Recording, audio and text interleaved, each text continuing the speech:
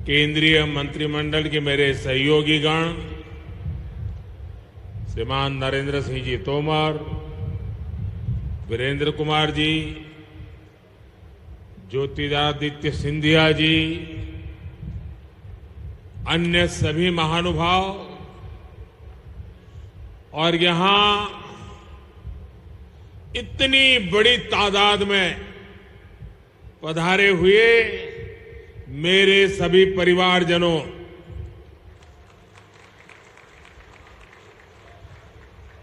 ग्वालियर की इस ऐतिहासिक धरती को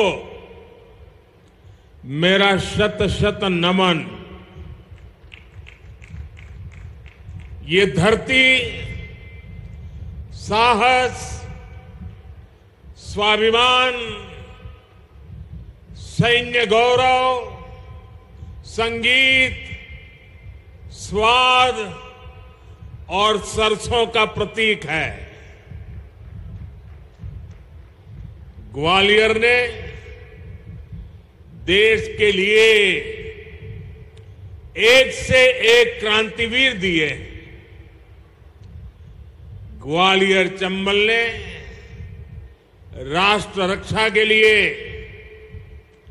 हमारी सेना के लिए अपनी वीर संतानें दी हैं। ग्वालियर ने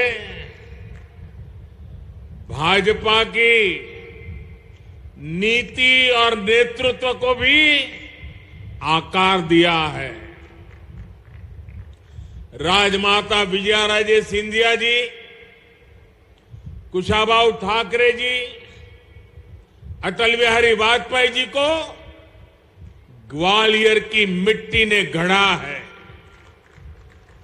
ये धरती अपने आप में एक प्रेरणा है। इस मिट्टी से जो भी देशभक्त निकला, उसने खुद को राष्ट्र के लिए खपा दिया। उसने अपना जीवन राष्ट्र के नाम कर दिया। मेरे परिवारजनों, हम जैसे करोड़ों भारतीयों को देश की आजादी के लिए लड़ने का सौभाग्य नहीं मिला, लेकिन भारत को विकसित बनाने, भारत को समृद्ध बनाने का दायित्व हम सब पे कंधों पर है। आज भी इस मिशन को आगे बढ़ाने फिर एक बार मैं आपके बीच ग्वालियर आया हूं। अभी यहां लगभग 19,000 करोड़ रुपए के विकास कार्यों का शिलान्यास और लोकार्पण हुआ है। और मैं देख रहा था कि एक के बाद एक लोकार्पण की या शिलान्यास के कर्टेन खुल रहे थे। इतनी बार कर्टेन खुले कि आप तालियां बजाते थक गए। आप कल्पना कर सकते हैं कि एक साल में कोई सरकार जितने लोकार्पण और शिलान्यास का काम नहीं कर सकती, आज एक दिन में हमारी सरकार कर सकती है। और लोग ताली बजाते थक जाते हैं, इतने काम करने का सामर्थ्य रखते हैं। मेरे परिवारजनों, दशहरे, धनतेरस और दीपावली से पहले मध्य प्रदेश के करीब 2.25 लाख परिवार आज अपने नए घर में गृह प्रवेश कर रहे हैं। आज कनेक्टिविटी के भी कई प्रोजेक्ट का यहां शुभारंभ हुआ है। उज्जैन में विक्रम उद्योगपुरी और इंदौर में multi modal logistic park Madhya Pradesh के औद्योगिकरण का विस्तार करेंगे। यहां के युवाओं के लिए हजारों नए रोजगार उसके लिए निर्माण होने वाले हैं, नए अवसर बनने वाले हैं। आज आईआईटी इंदौर में भी बहुत काम नए शुरू हुए हैं। आज ग्वालियर के साथ साथ विदिशा, बैतूल, कटनी, बुरहानपुर, नरसिंहपुर, दमोह और शाहजहांपुर को नए स्वास्थ्य केंद्र भी मिले हैं। ये केंद्र Ayushman Bharat health infrastructure mission के तहत बने। इनमें गंभीर बीमारियों के इलाज की सुविधा है। मैं इन सभी के लिए आप सबको, मध्य प्रदेश के मेरे परिवारजनों को बहुत बहुत बधाई देता हूं। साथियों, ये जो इतने सारे काम हैं, ये डबल इंजन सरकार के साझा प्रयासों का परिणाम है। जब दिल्ली और भोपाल दोनों जगह समान सोच वाली जनता जनार्दन को समर्पित सरकार होती है, तब ऐसे काम और तेज गति से होते हैं। इसलिए आज मध्य प्रदेश का भरोसा डबल इंजन सरकार पर है। डबल इंजन यानी एमपी का डबल विकास। मेरे परिवारजनों, बीते वर्षों में हमारी सरकार मध्य प्रदेश को बीमारू राज्य से देश के टॉप 10 राज्यों में ले आई है। यहां से अब हमारा लक्ष्य मध्य प्रदेश को देश के टॉप 3 राज्यों में ले जाने का है। एमपी टॉप 3 में जाना चाहिए कि नहीं जाना चाहिए? एमपी का स्थान टॉप 3 में होना चाहिए कि नहीं होना चाहिए? बड़े गर्व के साथ 3 तक पहुंचना है कि नहीं पहुंचना है? ये काम कौन कर सकता है? ये काम कौन कर सकता है? ये काम कौन कर सकता है? ये काम कौन कर सकता है? ये गारंटी कौन दे सकता है? ये गारंटी कौन दे सकता है? आपका जवाब गलत है। ये गारंटी एक जिम्मेदार नागरिक के नाते आपका एक वोट मध्य प्रदेश को नंबर 3 पे ले जा सकता है जी। डबल इंजन को दिया आपका हर वोट एमपी को टॉप 3 में पहुंचाएगा। मेरे परिवारजनों, एमपी का विकास वो लोग नहीं कर सकते जिनके पास ना तो कोई नई सोच है, न विकास का रोड मैप है। इन लोगों का सिर्फ एक ही काम है, देश की प्रगति से नफरत, भारत की योजनाओं से नफरत। अपनी नफरत में ये देश की उपलब्धियों को भी भूल जाते हैं। आज आप देखिए, पूरी दुनिया भारत का गौरवगान कर रही है। दुनिया में भारत का डंका बज रहा है कि नहीं बज रहा है? बज रहा है कि नहीं बज रहा है?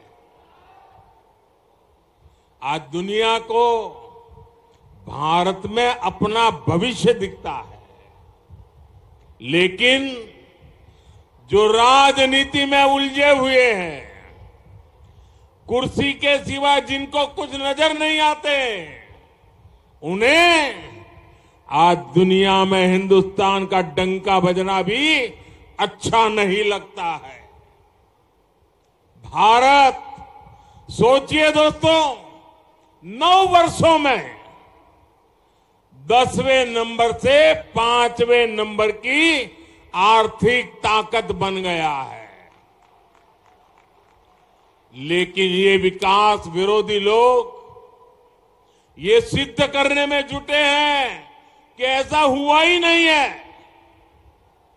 मोदी ने गारंटी दी है कि अगले कार्यकाल में भारत दुनिया की टॉप 3 इकोनॉमी में एक नाम हमारे हिंदुस्तान का होगा। इससे भी सत्ता भूखे कुछ लोगों के पेट में दर्द हो रहा है। मेरे परिवारजनों,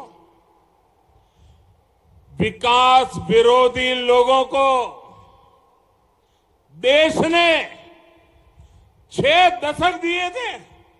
60 साल कोई कम समय नहीं होता है। अगर 9 साल में इतना काम हो सकता है तो 60 साल में कितना हो सकता था? उनके पास भी मौका था, वो नहीं कर पाए। ये उनकी नाकामी है। वो तब भी गरीबों की भावनाओं से खेलते थे, आज भी वही खेल खेल रहे हैं। वो तब भी जात पात के नाम पर समाज को बांटते थे, आज भी वही पाप कर रहे हैं। वो तब भी आकंठ भ्रष्टाचार में डूबे रहते थे, और आज तो वो एक से बढ़कर एक घोर भ्रष्टाचारी हो गए हैं। वो तब भी सिर्फ और सिर्फ एक परिवार का गौरवगान करते थे, आज भी वही करने में वो अपना भविष्य देखते हैं। इसलिए उनको देश का गौरवगान पसंद नहीं आता। मेरे परिवारजनों, मोदी ने गरीब, दलित, पिछड़े, आदिवासी परिवारों को पक्के घर की गारंटी दी है। अभी तक इसके तहत देश में 4 करोड़ परिवारों को अपने पक्के घर मिल चुके हैं। यहां एमपी में भी अभी तक लाखों घर गरीब परिवारों को दिए जा चुके हैं, और आज भी इतनी बड़ी मात्रा में घरों का लोकार्पण किया गया है। जब इन लोगों की सरकार दिल्ली में थी, तब गरीबों के घर के नाम पर भी सिर्फ लूट होती थी। ये लोग जो घर बनवाते थे वो रहने लायक भी नहीं होते थे। देश भर में ऐसे लाखों लाभार्थी थे जिन्होंने कभी उन घरों में पैर तक नहीं रखा। लेकिन आज जो घर बन रहे हैं उनमें खुशी खुशी गृह प्रवेश हो रहा है। ऐसा इसलिए क्योंकि ये घर हर लाभार्थी बहन भाई खुद अपने हिसाब से बना रहा है, अपने सपनों के अनुरूप, अपनी जरूरतों के हिसाब से अपना घर बना रहा है। हमारी सरकार जैसे जैसे काम होता जाता है, टेक्नोलॉजी के माध्यम से मॉनिटर होता है और तुरंत उसके खाते में सीधे पैसे भेज देती है। कोई चोरी नहीं होती है, कोई कटकी कंपनी नहीं, कोई भ्रष्टाचार नहीं, और उसका घर बनना आगे बढ़ जाता है। पहले घर के नाम सिर्फ 4 दीवारें खड़ी होती थी। आज जो घर मिल रहे हैं, इनमें टॉयलेट, बिजली, नल से जल, उज्ज्वला की गैस, सब कुछ एक साथ मिलता है।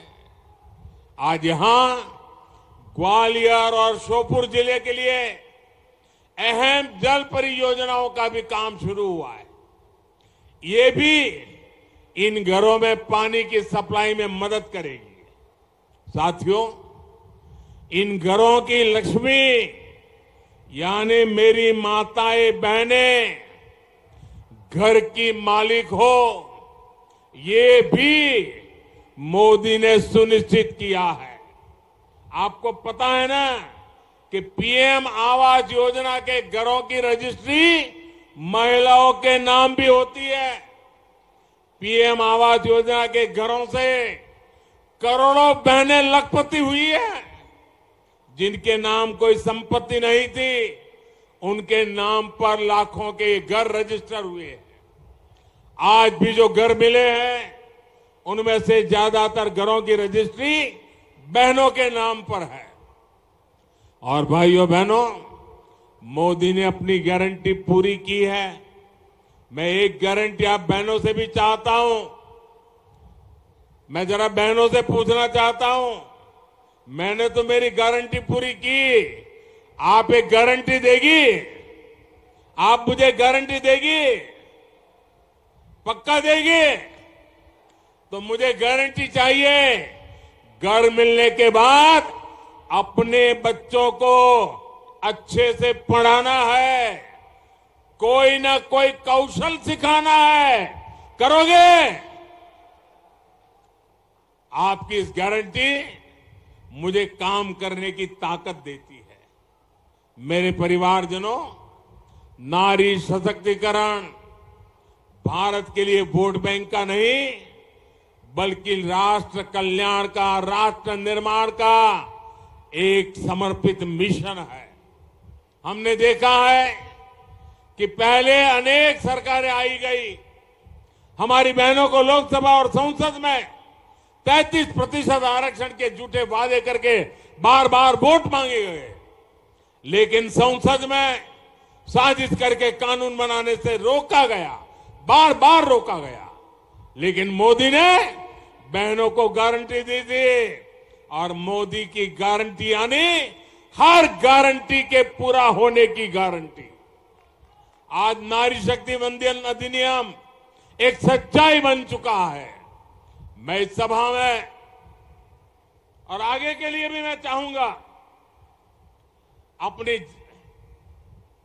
ये विकास की गाथा में हमारी मातृशक्ति की भागीदारी और ज्यादा बढ़े और प्रगति का रास्ता खुले, उसी दिशा में हमने आगे जाना है।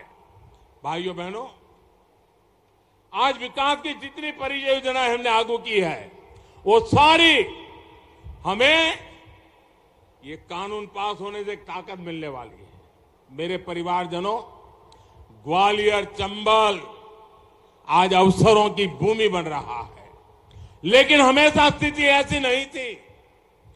जो कई कई दशकों तक सरकार में रहे, उसके नेता आज यहां बड़ी बड़ी बातें करते हैं। इनका ट्रैक रिकॉर्ड क्या है? जो हमारे युवा साथी हैं, जो फर्स्ट टाइम वोटर्स हैं, उन्होंने तो अपने पूरे जीवन में सिर्फ भाजपा का सरकार ही देखी है। उन्होंने तो एक प्रगतिशील मध्य प्रदेश देखा है।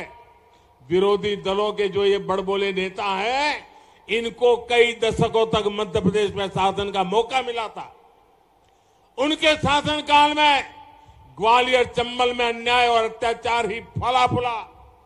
उनके शासन में सामाजिक न्याय हाशिए पर था।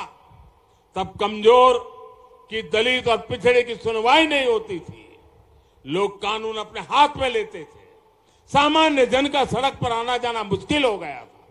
बहुत परिश्रम कर हमारी सरकार इस क्षेत्र को आज की स्थिति तक पहुंचा पाई है। अब यहां से हमें पीछे नहीं देखना है। मध्य प्रदेश के लिए अगले 5 साल बहुत अहम है। आज देखिए, ग्वालियर में नया एयरपोर्ट टर्मिनल बन रहा है, एलिवेटेड रोड बन रही है, जहां 1000 बेड का नया अस्पताल बना है, नया बस अड्डा, आधुनिक रेलवे स्टेशन, नए स्कूल कॉलेज, एक के बाद एक पूरे ग्वालियर की तस्वीर बदल रही है। ऐसे ही हमें पूरे मध्य प्रदेश की तस्वीर बदलनी है और इसलिए यहां डबल इंजन की सरकार जरूरी है। साथियों, आधुनिक इंफ्रास्ट्रक्चर से जीवन सुगम तो होता ही है, ये समृद्धि का भी रास्ता है। आज ही झाबुआ, मंदसौर और रतलाम को जोड़ने वाली 8 लेन के एक्सप्रेसवे का भी लोकार्पण हुआ है। पिछली शताब्दी का मध्य प्रदेश 2 लेन की अच्छी सड़कों के लिए भी तरसता था। अब आज एमपी में 8 लेन के एक्सप्रेसवे बन रहे हैं। इंदौर, देवास और हरदा को जोड़ने वाली 4 लेन सड़क पर भी आज काम शुरू हुआ है। रेलवे के ग्वालियर से सुमावली सेक्शन को ब्रॉडगेज में बदलने का काम भी पूरा कर लिया गया है। अभी इस पर पहली ट्रेन को हरी झंडी भी दिखाई गई है। कनेक्टिविटी के इन सभी कार्यों से क्षेत्र को बहुत बड़ा लाभ होने वाला है। साथियों, आधुनिक इंफ्रास्ट्रक्चर और अच्छी कानून व्यवस्था से किसान हो या फिर उद्योग व्यापार कारोबार सब फलते फूलते हैं। जहां विकास विरोधियों की सरकार आती है, वहां ये दोनों सिस्टम चरमरा जाते हैं। आप राजस्थान में देखिए, सरेआम गले काटे जाते हैं और वहां की सरकार देखती रहती है। ये विकास विरोधी लोग जहां जाते हैं वहां तुष्टीकरण भी आता है। इससे गुंडे, अपराधी, दंगाई और भ्रष्टाचारी बेलगाम हो जाते हैं। महिलाओं पर, दलित, पिछड़े, आदिवासियों पर अत्याचार बढ़ते हैं। बीते सालों में इन विकास विरोधियों के राज्यों में क्राइम और करप्शन सबसे अधिक बढ़ा है। मध्य प्रदेश को इसलिए इन लोगों से बहुत सावधान रहना है। मेरे परिवारजनों, हमारी सरकार हर वर्ग, हर क्षेत्र तक विकास पहुंचाने के लिए समर्पित है। जिनको किसी ने नहीं पूछा, उनको मोदी पूछता है, मोदी पूजता है। मैं आपसे जानना चाहता हूं, क्या 2014 से पहले किसी ने दिव्यांग शब्द सुना था? जो शारीरिक रूप से किसी चुनौती से घिरे रहते थे, उन्हें पहलों की सरकारों द्वारा ऐसे ही बेसहारा छोड़ दिया गया था। ये हमारी सरकार है जिसने दिव्यांगजनों की चिंता की, उनके लिए आधुनिक उपकरण मुहैया कराए, उनके लिए कॉमन साइन लैंग्वेज विकसित करवाई। आज यहां ग्वालियर में दिव्यांग साथियों के लिए नए स्पोर्ट्स सेंटर का उद्घाटन हुआ है। इससे देश में एक बड़े स्पोर्ट्स हब के रूप में ग्वालियर की पहचान और सशक्त होगी। और साथियों, मेरी बात पे विश्वास करना, दुनिया के अंदर खेल की चर्चा होगी, दिव्यांगजनों के खेल की चर्चा होगी, ग्वालियर का नाम रोशन होने वाला है। लिख लीजिए। और इसलिए मैं कहता हूं, जिनको किसी ने नहीं पूछा, उनको मोदी पूछता है, उनको मोदी पूजता है। इतने सालों तक देश के छोटे किसानों को किसी ने नहीं पूछा। इन छोटे किसानों को मोदी ने पूछा, उनकी चिंता की। पीएम किसान सम्मान निधि के माध्यम से देश के हर छोटे किसान के खाते में अब तक 28,000 रुपये हमारी सरकार ने भेजे हैं। हमारे देश में 2.5 करोड़ छोटे किसान ऐसे हैं जो मोटा अनाज उगाते हैं। मोटा अनाज उगाने वाले छोटे किसानों की भी पहले किसी ने चिंता नहीं की। ये हमारी सरकार है जिसने मोटे अनाज को श्री अन्न की पहचान दी है, उसे दुनिया भर के बाजारों में ले जा रही है। साथियों, हमारी सरकार की इसी भावना का एक और बड़ा प्रमाण पीएम विश्वकर्मा योजना है। हमारे कुम्हार भाई बहन, लोहार भाई बहन, सुतार भाई बहन, सुनार भाई बहन, मालाकार भाई बहन, दर्जी भाई बहन, धोबी भाई बहन, जूते बनाने वाले भाई बहन, बाल काटने वाले भाई बहन, ऐसे काम करने वाले लोगों के लिए अनेक शादी हमारे जीवन के महत्वपूर्ण स्तंभ रहे। इनके बिना जीवन की कल्पना भी असंभव। इनकी सोच आजादी के इतने दशकों बाद हमारी सरकार ने ली। ये साथी समाज में पीछे रह गए थे, अब इनको आगे लाने का बहुत बड़ा अभियान मोदी ने चलाया है। इन साथियों को ट्रेनिंग देने के लिए हजारों रुपए सरकार देगी। आधुनिक 15,000 भी ऋण की गारंटी मोदी ने ली है, केंद्र सरकार ने ली है। मेरे परिवारजनों, देश के विकास विरोधी राजनीतिक दल मध्य प्रदेश को पीछे ले जाने की इच्छा रखते हैं, जबकि हमारी डबल इंजन की सरकार भविष्य की सोच रखती है। इसलिए विकास का भरोसा सिर्फ और सिर्फ डबल इंजन सरकार पर कर सकते हैं। मध्य प्रदेश को विकास के पैमाने पर देश में टॉप के राज्यों में लाने की गारंटी सिर्फ हमारी सरकार दे सकती है। मैं अभी शिवराज जी बता रहे थे कि स्वच्छता में मध्य प्रदेश देश में नंबर 1 है। आज गांधी जयंती है, गांधी जी स्वच्छता की बात करते थे। कल पूरे देश में स्वच्छता का कार्यक्रम हुआ। एक भी कांग्रेसी को आपने स्वच्छता करके देखा क्या? स्वच्छता करने के लिए अपील करते देखा क्या? क्या मध्य प्रदेश का स्वच्छता में नाम नंबर 1 हुआ है?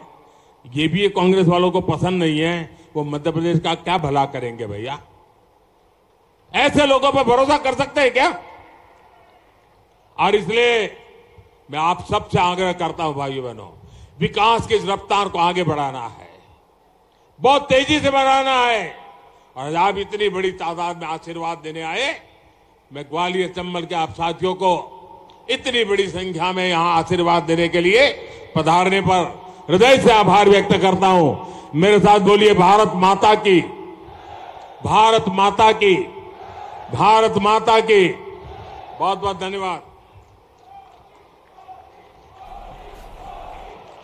कोटि कोटि धन्यवाद माननीय प्रधानमंत्री जी। इस क्षेत्र और मध्य प्रदेश को प्रगति का अक्षय प्रकाश देने के लिए बहुत बहुत आभार माननीय प्रधानमंत्री जी।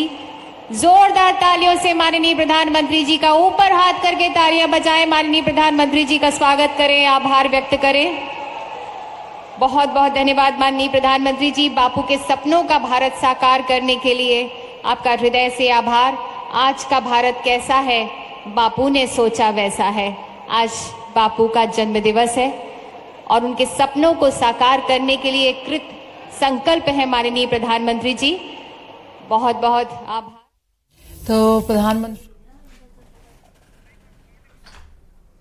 ये लाइव तस्वीरें इस वक्त आप देख रहे थे। प्रधानमंत्री नरेंद्र मोदी ने कई सारी बड़ी बातें उन्होंने कही हैं। चित्तौड़गढ़ वो पहुंचे और कई सारी बातें उनके द्वारा कही गई हैं। 2 अक्टूबर है और खास ये दिन रहा।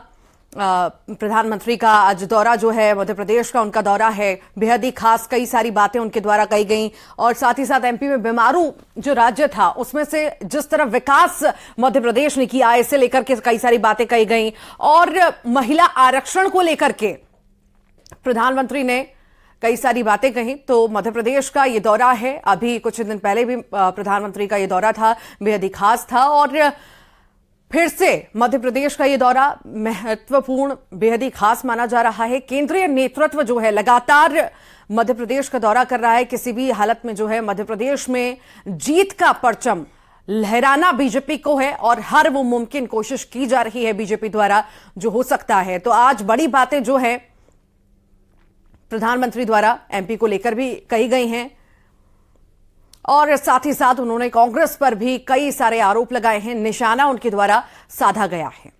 तो दुनिया की टॉप 3 इकोनॉमी होगी भारत, ये भी बात उनके द्वारा कही गई। साथ ही साथ कहा कि कई सारी बातें कांग्रेस के लिए भी उनके द्वारा कही गई और कई सारे शिलान्यास, लोकार्पण प्रधानमंत्री मोदी द्वारा किए गए।